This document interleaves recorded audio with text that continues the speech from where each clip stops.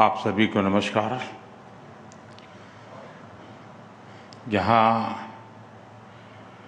Hindustan times summit में देश विदेश से अनेक गणमान्य अतिथि उपस्थित हैं, मैं आयोजकों और जितने साथियों ने अपने विचार रखे, आप सभी का अभिनंदन करता हूं। अभी शोभना जी ने दो बातें बताई जिसको मैंने नोटिस किया। एक तो उन्होंने कहा कि मोदी जी पिछली बार आए थे तो ये सुझाव दिया था, इस देश में मीडिया हाउस को काम बताने की हिम्मत कोई नहीं कर सकता, लेकिन मैंने की थी। और मेरे लिए खुशी की बात है कि शोभना जी और उनकी टीम ने बड़े चाव से इस काम को किया। और देश को, जब मैं अभी प्रदर्शनी देख के आया, मैं सबसे आग्रह करूंगा कि इसको जरूर देखिए। इन फोटोग्राफर साथियों ने पल को ऐसे पकड़ा है कि पल को अमर बना दिया है। दूसरी बात उन्होंने कही, और वो भी जरा मैं शब्दों को जैसे मैं समझ रहा हूँ, उन्होंने कहा कि आप आगे भी, एक तो ये कह सकती थी कि आप आगे भी देश की सेवा करते रहिए, लेकिन हिंदुस्तान टाइम्स ये कहे आप आगे भी ऐसे ही सेवा करते रहिए।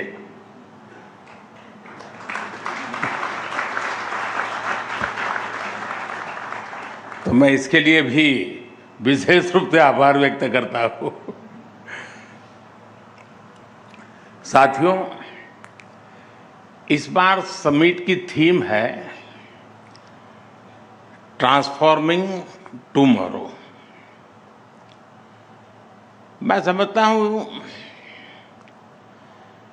जिस हिंदुस्तान अखबार का 101 साल का इतिहास है,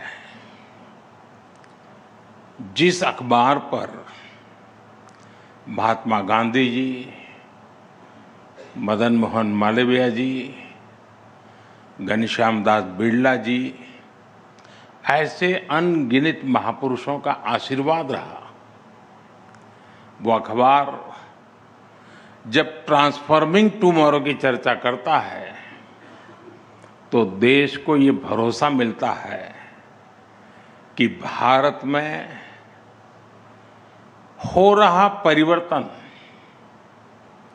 केवल संभावनाओं की बात नहीं है, बल्कि ये बदलते हुए जीवन,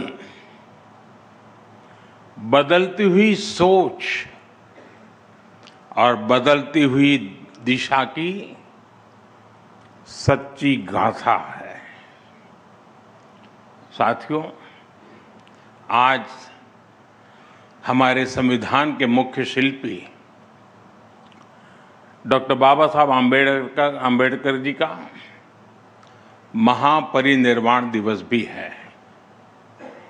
मैं सभी भारतीयों की तरफ से उन्हें श्रद्धांजलि अर्पित करता हूं। फ्रेंड्स, आज हम उस मुकाम पर खड़े हैं जब 21वीं सदी का 1/4 हिस्सा बीत चुका है। इन 25 सालों में दुनिया ने कई उतार चढ़ाव देखे हैं। फाइनेंशियल क्राइसिस देखी है, ग्लोबल पैंडेमिक देखी है, टेक्नोलॉजी से जुड़े डिसरप्शन देखे हैं। हमने बिखरती हुई दुनिया भी देखी है, वॉर्स भी देख रहे हैं। ये सारी स्थितियां किसी न किसी रूप में दुनिया को चैलेंज कर रही है। आज दुनिया अनिश्चितताओं से भरी हुई है, लेकिन अनिश्चितताओं से भरे इस दौर में हमारा भारत एक अलग ही लीग में दिख रहा है। भारत आत्मविश्वास से भरा हुआ है। जब दुनिया में स्लो डाउन की बात होती है, तब भारत ग्रोथ की कहानी लिखता है।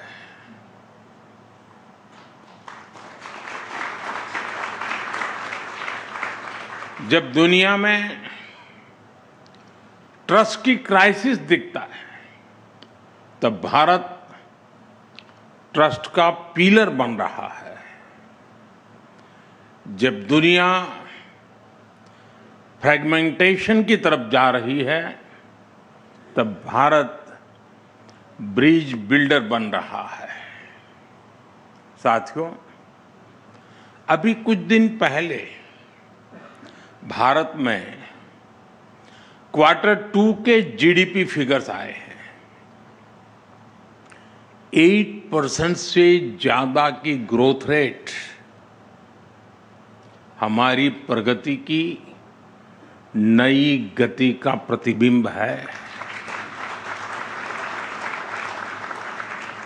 साथियों, ये सिर्फ नंबर नहीं है, ये स्ट्रॉन्ग मैक्रो इकोनॉमिक सिग्नल है। ये संदेश है कि भारत आज ग्लोबल इकोनॉमी का ग्रोथ ड्राइवर बन रहा है। और हमारे ये आंकड़े तब है जब ग्लोबल ग्रोथ 3% के आसपास है। G7 की इकोनॉमीज औसतन 1.5% के आसपास है, 1.5%। इन परिस्थितियों में भारत हाई ग्रोथ और लो इन्फ्लेशन का मॉडल बना हुआ है। एक समय था जब हमारे देश में खास करके इकोनॉमिस्ट हाई इन्फ्लेशन को लेकर चिंता जताते थे। आज वही इन्फ्लेशन लो होने की बात करते हैं। साथियों, भारत की ये उपलब्धियां सामान्य बात नहीं है। ये सिर्फ आंकड़ों की बात नहीं है, ये एक फंडामेंटल चेंज है जो बीते दशक में भारत लेकर आया है।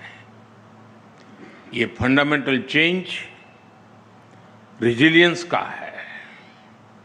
ये चेंज समस्याओं के समाधान की प्रवृत्ति का है। ये चेंज आशंकाओं के बादलों को हटाकर आकांक्षाओं के विस्तार का है। और इसी वजह से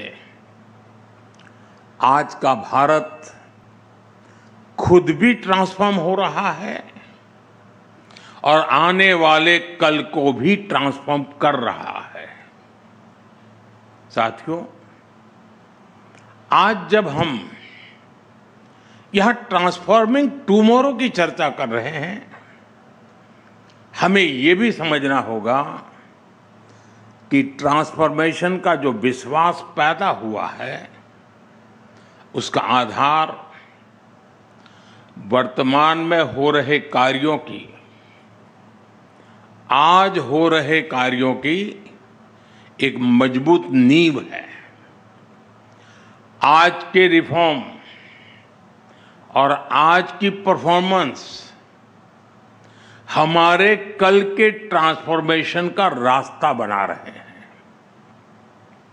मैं आपको एक उदाहरण दूंगा कि हम किस सोच के साथ काम कर रहे हैं। साथियों, आप भी जानते हैं कि भारत के सामर्थ्य का एक बड़ा हिस्सा एक लंबे समय तक अनटैप रहा है। जब देश के इस अनटैप्ड पोटेंशियल को ज्यादा से ज्यादा अवसर मिलेंगे, जब वह पूरी ऊर्जा के साथ बिना किसी रुकावट के देश के विकास में भागीदार बनेंगे, तो देश का कायाकल्प होना तय है। आप सोचिए, हमारा पूर्वी भारत, हमारा नॉर्थ ईस्ट, हमारे गांव, हमारे टियर 2 और टियर 3 सिटीज, हमारे देश की नारी शक्ति, भारत की इनोवेटिव यूथ पावर, भारत की सामुद्रिक शक्ति, ब्लू इकोनॉमी, भारत का स्पेस सेक्टर, कितना कुछ है जिसके फुल पोटेंशियल का इस्तेमाल पहले के दशकों में हो ही नहीं पाया। अब आज भारत इन अनटैप्ड पोटेंशियल को टैप करने के विजन के साथ आगे बढ़ रहा है। आज पूर्वी भारत में आधुनिक इंफ्रास्ट्रक्चर, कनेक्टिविटी और इंडस्ट्री पर अभूतपूर्व निवेश हो रहा है। आज हमारे गांव, हमारे छोटे शहर भी आधुनिक सुविधाओं से लैस हो रहे हैं। हमारे छोटे शहर स्टार्टअप्स और एमएसएमईज के नए केंद्र बन रहे हैं। हमारे गांवों में किसान एफपीओ बनाकर सीधे मार्केट से जुड़े, और कुछ तो एफपीओ ग्लोबल मार्केट से जुड़ रहे हैं। साथियों, भारत की नारी शक्ति तो आज कमाल कर रही है। हमारी बेटियां आज हर फील्ड में छा रही हैं। ये ट्रांसफॉर्मेशन अब सिर्फ महिला सशक्तिकरण तक सीमित नहीं है। इस समाज की सोच और सामर्थ्य दोनों को ट्रांसफॉर्म कर रहा है। साथियों, जब नए अवसर बनते हैं, जब रुकावटें हटती हैं, तो आसमान में उड़ने के लिए नए पंख भी लग जाते हैं। इसका एक उदाहरण भारत का स्पेस सेक्टर भी है। पहले स्पेस सेक्टर सरकारी नियंत्रण में ही था, लेकिन हमने स्पेस सेक्टर में रिफॉर्म किया, उसे प्राइवेट सेक्टर के लिए ओपन किया, और इसके नतीजे आज देश देख रहा है। अभी 10-11 दिन पहले मैंने हैदराबाद में स्काई रूट के इन्फिनिटी कैंपस का उद्घाटन किया। स्काई रूट भारत की प्राइवेट स्पेस कंपनी है। ये कंपनी हर महीने एक रॉकेट बनाने की क्षमता पर काम कर रही है। ये कंपनी फ्लाइट रेडी विक्रम-1 बना रही है। सरकार ने प्लेटफॉर्म दिया और भारत का नौजवान उस पर नया भविष्य बना रहा है। और यही तो असली ट्रांसफॉर्मेशन है। साथियों, भारत में आए एक और बदलाव की चर्चा मैं यहां करना जरूरी समझता हूं। एक समय था जब भारत में रिफॉर्म्स रिएक्शनरी होते थे, यानी बड़े निर्णयों के पीछे या तो कोई राजनीतिक स्वार्थ होता था या फिर किसी क्राइसिस को मैनेज करना होता था। लेकिन आज नेशनल गोल्स को देखते हुए रिफॉर्म्स होते हैं। टारगेट तय है। आप देखिए, देश के हर सेक्टर में कुछ न कुछ बेहतर हो रहा है। हमारी गति कांस्टेंट है, हमारी डायरेक्शन कंसिस्टेंट है और हमारा इंटेंट नेशन फर्स्ट का है। 2025 का तो ये पूरा साल ऐसे ही रिफॉर्म्स का साल रहा है। सबसे बड़ा रिफॉर्म नेक्स्ट जनरेशन जीएसटी का था और इन रिफॉर्म्स का असर क्या हुआ वो सारे देश ने देखा है। इसी साल डायरेक्ट टैक्स सिस्टम में भी बहुत बड़ा रिफॉर्म हुआ है। 12 लाख रुपए तक की इनकम पर जीरो टैक्स एक ऐसा कदम रहा जिसके बारे में एक दशक पहले तक सोचना भी असंभव था। साथियों, रिफॉर्म के इसी सिलसिले को आगे बढ़ाते हुए अभी 3-4 दिन पहले ही स्मॉल कंपनी की डेफिनेशन में बदलाव किया गया है। इससे हजारों कंपनियां अब आसान नियमों, तेज प्रक्रियाओं और बेहतर सुविधाओं के दायरे में आ गई है। हमने करीब 200 प्रोडक्ट कैटेगरीज को मैंडेटरी क्वालिटी कंट्रोल ऑर्डर से बाहर भी कर दिया गया है। साथियों, आज के भारत की यह यात्रा सिर्फ विकास की नहीं है, ये सोच में बदलाव की भी यात्रा है। ये मनोवैज्ञानिक पुनर्जागरण, साइकोलॉजिकल रेनेसां की भी यात्रा है। आप भी जानते हैं, कोई भी देश बिना आत्मविश्वास के आगे नहीं बढ़ सकता। दुर्भाग्य से लंबी गुलामी ने भारत के इसी आत्मविश्वास को हिला दिया था और इसकी वजह थी गुलामी की मानसिकता। गुलामी की ये मानसिकता विकसित भारत के लक्ष्य की प्राप्ति में एक बहुत बड़ी रुकावट है और इसलिए आज का भारत गुलामी की मानसिकता से मुक्ति पाने के लिए काम कर रहा है। साथियों, अंग्रेजों को अच्छी तरह से पता था कि भारत पर लंबे समय तक राज करना है तो उन्हें भारतीयों से उनके आत्मविश्वास को छीनना होगा। भारतीयों में हीन भावना का संचार करना होगा और उस दौर में अंग्रेजों ने यही किया भी। इसलिए भारतीय पारिवारिक संरचना को दकियानुसी बताया गया, भारतीय पोशाक को अनप्रोफेशनल करार दिया गया, भारतीय त्योहार संस्कृति को इरेशनल कहा गया, योग आयुर्वेद को अनसाइंटिफिक बता दिया गया, भारतीय आविष्कारों का उपहास उड़ाया गया और ये बातें कई कई दशकों तक लगातार दोहराई गई। पीढ़ी दर पीढ़ी ये चलता गया, वही पढ़ा वही पढ़ाया गया और ऐसे ही भारतीयों का आत्मविश्वास चकनाचूर हो गया।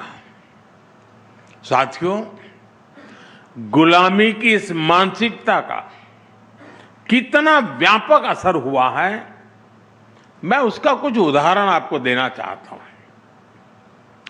आज भारत दुनिया की सबसे तेजी से ग्रो करने वाली मेजर इकोनॉमी है।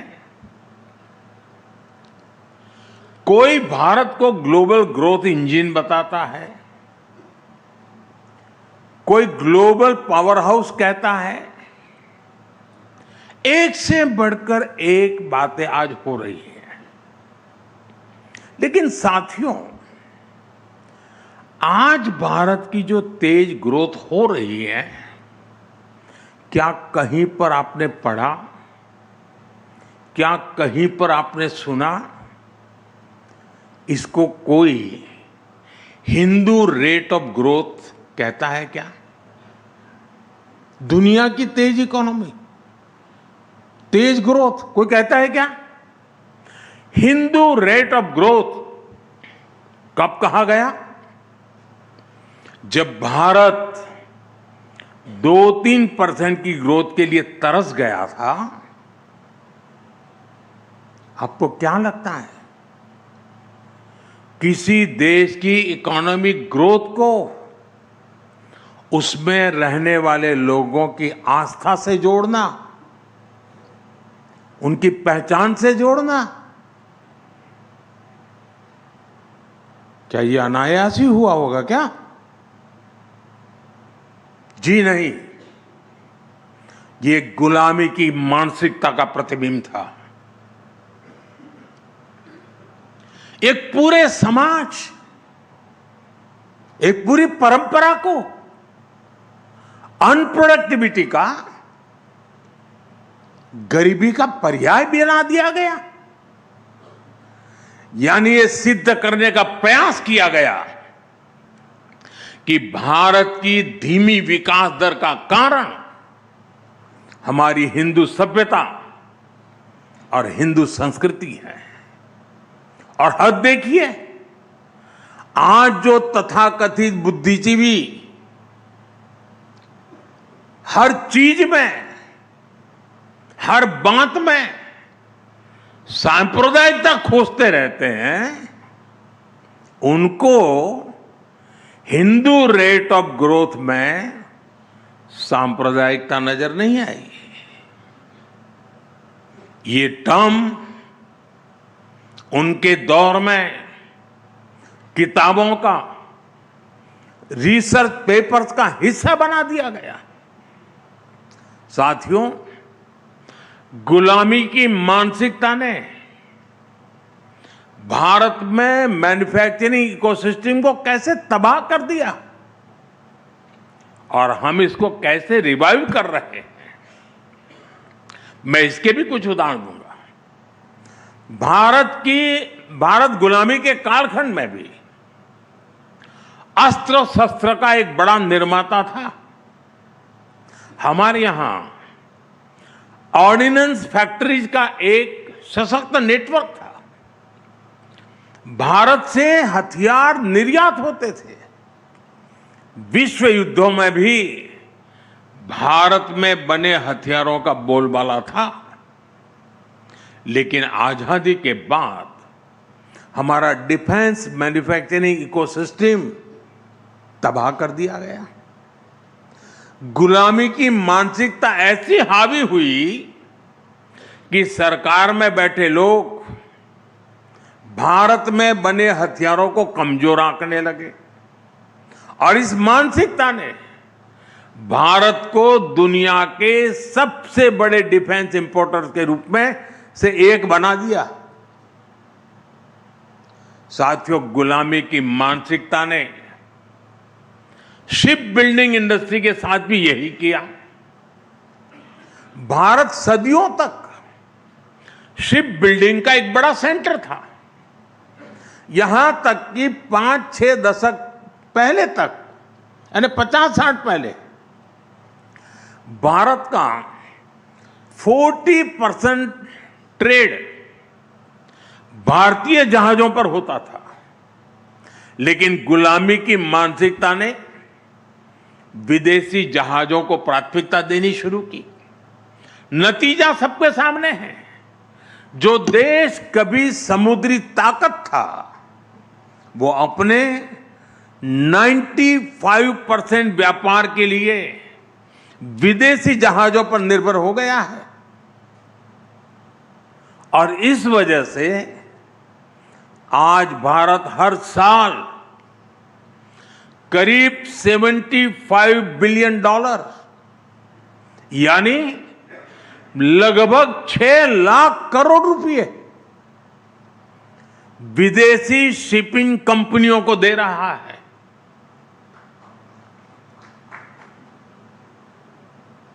साथियों, शिप बिल्डिंग हो, डिफेंस मैन्युफैक्चरिंग हो, आज हर सेक्टर में गुलामी की मानसिकता को पीछे छोड़कर नए गौरव को हासिल करने का प्रयास किया जा रहा है। साथियों, गुलामी की मानसिकता ने एक बहुत बड़ा नुकसान भारत में गवर्नेंस के अप्रोच को भी किया। लंबे समय तक सरकारी सिस्टम का अपने नागरिकों पर अविश्वास रहा। आपको याद होगा, पहले अपने ही डॉक्यूमेंट्स को किसी सरकारी अधिकारी से अटैच कराना पड़ता था। जब तक वो थप्पा नहीं मारता है, सब झूठ माना जाता था। आपका परिश्रम किया हुआ सर्टिफिकेट, हमने ये अविश्वास का भाव तोड़ा और सेल्फ अटेस्टेंट को ही पर्याप्त माना। मेरे देश का नागरिक कहता है, ये मैं कह रहा हूं, मैं उस पर भरोसा करता हूं। साथियों, हमारे देश में ऐसे ऐसे प्रावधान चल रहे थे जहां जरा जरा भी गलतियों को भी गंभीर अपराध माना जाता था। हम जन विश्वास कानून लेकर आए और ऐसे सैकड़ों प्रावधानों को डिक्रिमिनलाइज किया है। साथियों, पहले बैंक से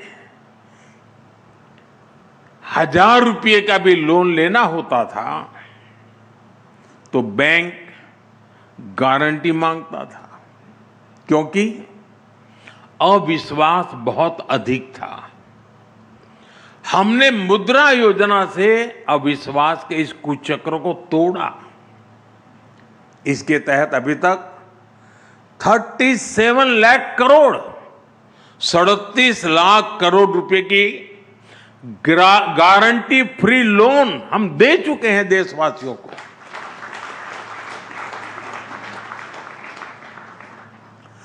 इस पैसे से उन परिवारों के नौजवानों को भी एंटरप्रेन्योर बनने का विश्वास मिला है। आज रेहड़ी पटरी वालों को भी, ठेले वाले को भी बिना गारंटी बैंक से पैसा दिया जा रहा है। साथियों, हमारे देश में हमेशा से ये माना गया कि सरकार को अगर कुछ दे दिया तो फिर वहां तो वन वे ट्रैफिक है। एक बार दिया तो दिया, फिर वापस नहीं आता है, जा गया। यही सबका अनुभव है। लेकिन जब सरकार और जनता के बीच विश्वास मजबूत होता है तो काम कैसे होता है? अगर कल अच्छी करनी है ना तो मन आज अच्छा करना पड़ता है। अगर मन अच्छा है तो कल भी अच्छा होता है। और इसलिए हमने एक और अभियान लिया है, आपको सुनकर के ताजुब होगा। और अभी अखबारों में उसकी, अखबारों वालों की नजर नहीं गई है उस पर। मुझे पता नहीं जाएगी कि नहीं जाएगी, आज के बाद हो सकता है चली जाए। आपको ये जानकर हैरानी होगी कि आज देश के बैंकों में हमारे ही देश के नागरिकों का 78,000 करोड़ रुपया, 78,000 करोड़ रुपये अनक्लेम पड़ा है बैंकों में। पता नहीं कौन है, किसका है, कहां है। इस पैसे को कोई पूछने वाला नहीं है। इसी तरह इंश्योरेंस कंपनियों के पास करीब 14,000 करोड़ रुपए पड़े हैं। म्यूचुअल फंड कंपनियों के पास करीब 3,000 करोड़ रुपए पड़े हैं। 9,000 करोड़ रुपए डिविडेंड का पड़ा है और ये सब अनक्लेम पड़ा हुआ है, कोई मालिक नहीं उसका।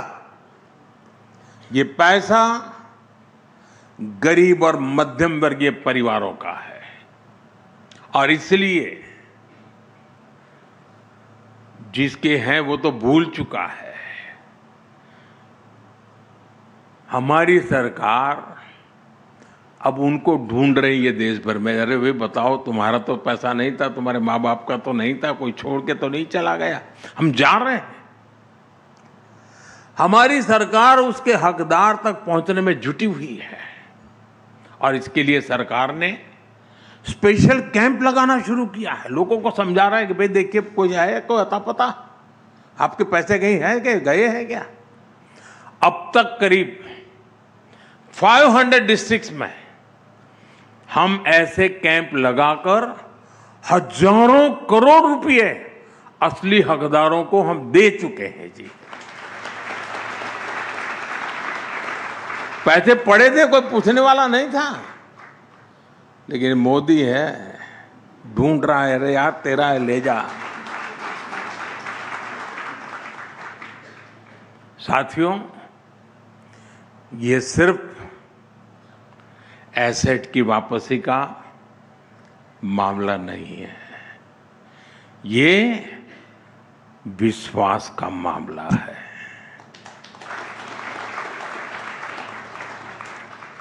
ये जनता के विश्वास को निरंतर हासिल करने की प्रतिबद्धता है और जनता का विश्वास यही हमारी सबसे बड़ी पूंजी है। अगर गुलामी की मानसिकता होती तो सरकारी मानस ही हावी होता और ऐसे अभियान कभी नहीं चलते। साथियों, हमें अपने देश को पूरी तरह से हर क्षेत्र में गुलामी की मानसिकता से पूर्ण रूप से मुक्त करना है। अभी कुछ दिन पहले मैंने देश से एक अपील की है। मैं आने वाले 10 साल का एक टाइम फ्रेम लेकर देशवासियों को मेरे साथ मेरी बातों को ये कुछ करने के लिए प्यार से आग्रह कर रहा हूं, हाथ जोड़ के विनती कर रहा हूं। 140 करोड़ देशवासियों की मदद के बिना मैं कर नहीं पाऊंगा और इसलिए मैं देशवासियों के बार बार हाथ जोड़ के कह रहा हूं। और 10 साल के इस टाइम फ्रेम में मैं क्या मांग रहा हूं? मैकाले की जिस नीति ने भारत में मानसिक गुलामी के बीज बोए थे, उसको 2035 में 200 साल पूरे हो रहे हैं, 200 ईयर हो रहे हैं, यानी 10 साल बाकी है। और इसलिए इन्हीं 10 वर्षों में हम सभी को मिलकर के अपने देश को गुलामी की मानसिकता से मुक्त करके रहना चाहिए।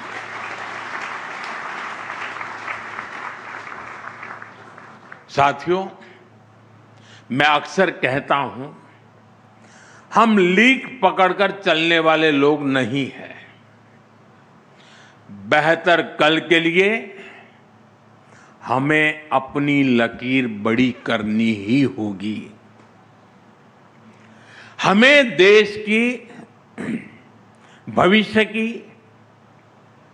आवश्यकताओं को समझते हुए वर्तमान में उसके हल तलाशने होंगे। आजकल आप देखते हैं कि मैं मेक इन इंडिया और आत्मनिर्भर भारत अभियान पर लगातार चर्चा करता हूं। शोभना जी ने भी अपने भाषण में उसका उल्लेख किया। अगर ऐसे अभियान 4-5 दशक पहले शुरू हो गए होते तो आज भारत की तस्वीर कुछ और होती। लेकिन तब जो सरकारें थी उनकी प्राथमिकताएं कुछ और थी। आपको वो सेमीकंडक्टर वाला किस्सा भी पता ही है। करीब 50-60 साल पहले, 5-6 दशक पहले एक कंपनी भारत में सेमीकंडक्टर प्लांट लगाने के लिए आई थी, लेकिन यहां उसको तवज्जो नहीं दी गई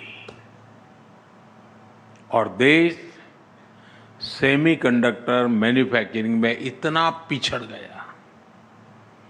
साथियों, यही हाल एनर्जी सेक्टर का भी है। आज भारत हर साल करीब करीब 125 लाख करोड़ रुपए का, 125 लाख करोड़ रुपए के पेट्रोल डीजल गैस का इंपोर्ट करता है। 125 लाख करोड़ रुपया। हमारे देश में सूर्य भगवान की इतनी बड़ी कृपा है, लेकिन फिर भी 2014 तक भारत में सोलर एनर्जी जनरेशन कैपेसिटी सिर्फ 3 गीगावाट थी, 3 गीगावाट थी। 2014 तक की मैं बात कर रहा हूं, जब तक कि आपने मुझे यहां लाकर के बिठाया नहीं। 3 गीगावाट पिछले 10 वर्षों में अब ये बढ़कर 130 गीगावाट के आसपास पहुंच चुकी है।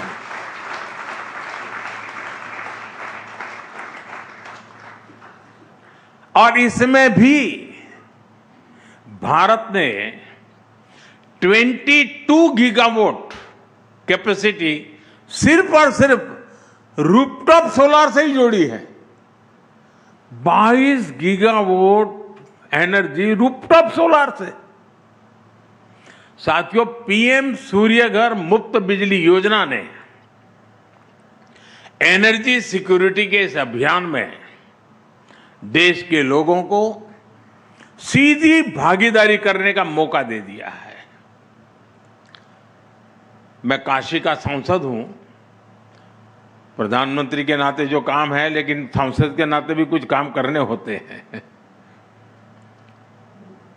मैं जरा काशी के सांसद के नाते आपको बताना चाहता हूं, और आपके हिंदी अखबार की तो ताकत है तो उसको तो जरूर काम आएगा। काशी में 26,000 से ज्यादा घरों में पीएम सूर्यघर मुफ्त बिजली योजना के सोलर प्लांट लगे हैं। इससे हर रोज डेली 3 लाख यूनिट से अधिक बिजली पैदा हो रही है और लोगों के करीब 5 करोड़ रुपए हर महीने बच रहे हैं, यानी साल भर के 60 करोड़ रुपए। साथियों, इतनी सोलर पावर बनने से हर साल करीब 90,000 मैट्रिक टन कार्बन एमिशन कम हो रहा है। इतने कार्बन एमिशन को खपाने के लिए हमें 40 लाख से ज्यादा पेड़ लगाने पड़ते हैं। और मैं फिर कहूंगा, ये जो मैंने आंकड़े दिए ना, ये सिर्फ काशी के हैं, बनारस के हैं। मैं देश की बात नहीं बता रहा आपको। आप कल्पना कर सकते हैं कि पीएम सूर्यघर मुफ्त बिजली योजना, ये देश को कितना बड़ा फायदा हो रहा है। आज की एक योजना भविष्य को ट्रांसफॉर्म करने की कितनी ताकत रखती है, ये उसका एग्जाम्पल है। वैसे साथियों, अभी आपने मोबाइल मैन्युफैक्चरिंग के भी आंकड़े देखे होंगे। 2014 से पहले तक हम अपने जरूरत के 75% मोबाइल फोन इंपोर्ट करते थे, 75%। और अब भारत का मोबाइल फोन से इंपोर्ट लगभग जीरो हो गया है।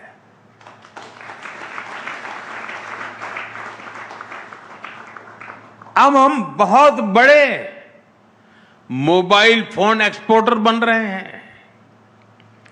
2014 के बाद हमने एक रिफॉर्म किया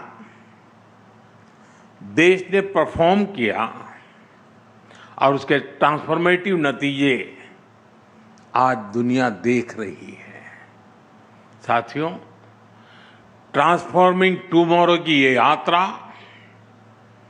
ऐसी ही अनेक योजनाओं, अनेक नीतियों, अनेक निर्णयों, जन आकांक्षाओं और जन भागीदारी की यात्रा है। ये निरंतरता की यात्रा है। ये सिर्फ एक समिट की चर्चा तक सीमित नहीं है।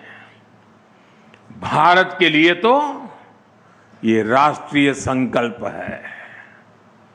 इस संकल्प में सबका साथ जरूरी है, सबका प्रयास जरूरी है। सामूहिक प्रयास हमें परिवर्तन की इस ऊंचाई को छूने के लिए अवसर देंगे ही देंगे। साथियों, एक बार फिर मैं शोभना जी का, हिंदुस्तान टाइम्स का बहुत आभारी हूं कि आपने मुझे अवसर दिया आपके बीच आने का, और जो बातें कभी कभी बताई उसको आपने किया। और मैं तो मानता हूं शायद देश के फोटोग्राफरों के लिए एक नई ताकत बनेगा ये। इसी प्रकार से अनेक नए कार्यक्रम भी आप आगे के लिए सोच सकते हैं। मेरी मदद लगे तो जरूर मुझे बताना। आइडिया देने का मैं कोई रॉयल्टी नहीं लेता हूं।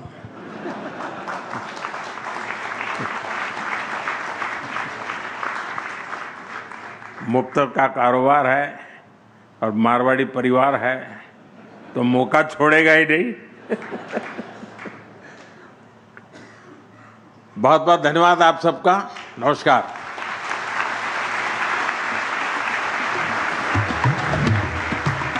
Thank you, Honorable Prime Minister, sir, for addressing the 23rd Hindustan Times Leadership Summit. I request everyone to kindly remain in your places until the Prime Minister has left the venue.